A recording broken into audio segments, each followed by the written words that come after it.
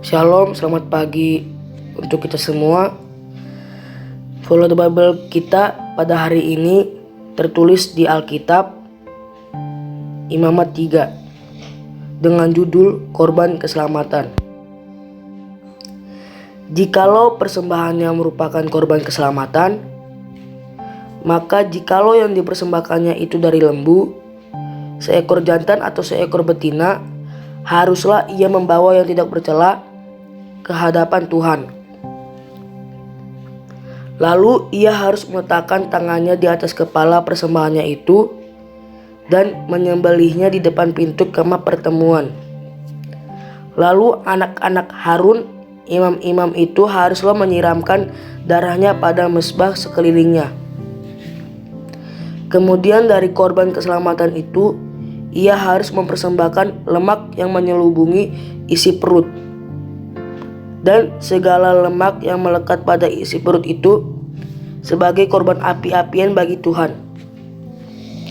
Dan lagi kedua buah pinggang dan lemak yang melekat padanya, yang ada pada pinggang dan umbai hati yang harus dipisahkannya beserta buah pinggang itu.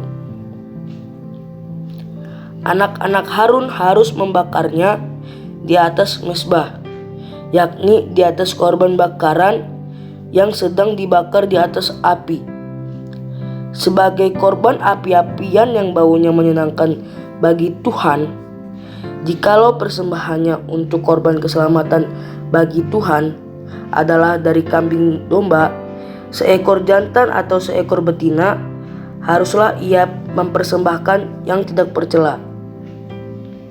Jikalau ia mempersembahkan seekor domba sebagai persembahannya, ia harus membawanya ke hadapan Tuhan.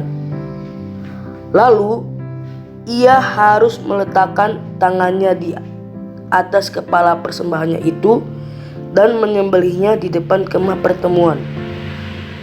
Lalu anak-anak Harun harus menyiramkan darahnya pada mezbah sekelilingnya.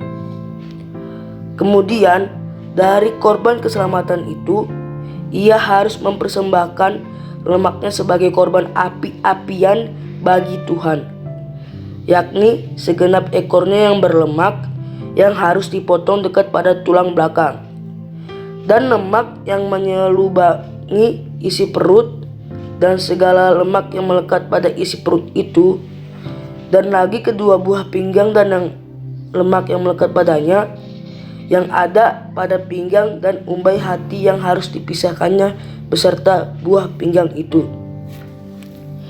Imam harus membakarnya di atas mezbah sebagai santapan berupa korban api-apian bagi Tuhan. Jikalau persembahannya seekor kambing, ia harus membawanya ke hadapan Tuhan. Lalu ia harus meletakkan tangannya di atas kepala kambing itu dan menyembelihnya di depan kemah pertemuan. Lalu anak-anak Harun harus menyiramkan darahnya pada mezbah sekelilingnya.